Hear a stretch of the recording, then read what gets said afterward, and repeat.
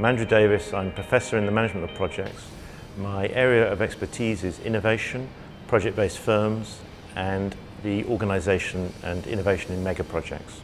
I'm Michelle Badley, I'm Professor in the Economics and Finance of the Built Environment, and my research has specialised in the areas of behavioural economics, macroeconomics and applied econometrics.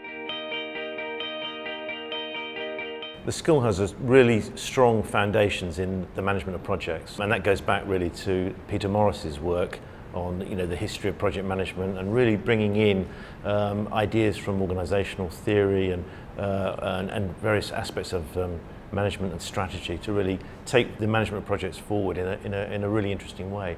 And I think my role and what I would really like to do at the school is to take that, to build on that and really to move forward with that into studying mega projects and some of the major projects that we face in the UK at the moment. What new themes are coming out of this? I think the central thing is really that we should no longer think of mega projects as avoiding risk, but actually taking on some risk, some innovation to actually improve performance. And this is really a new and radical, different way of thinking about mega projects. It should be really focused on practice and actually changing practice as well, which I think is one of the main themes of our school.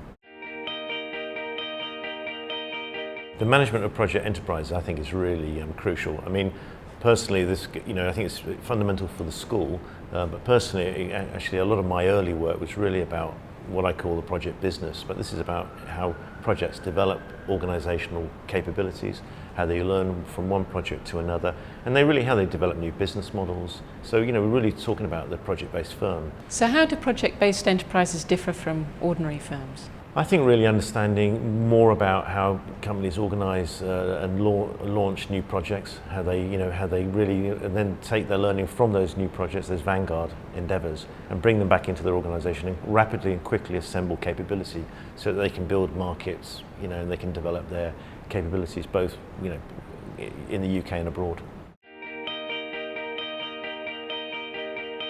So with the school moving more into issues of economics and finance of the built environment, one thing that's been quite interesting is seeing how project management and economics connect together in a way that I think most people haven't necessarily acknowledged very much. What do you think of the opportunities of looking at the economics of infrastructure? I think particularly there's not been much research done on infrastructure at the moment, even though it's a very topical issue.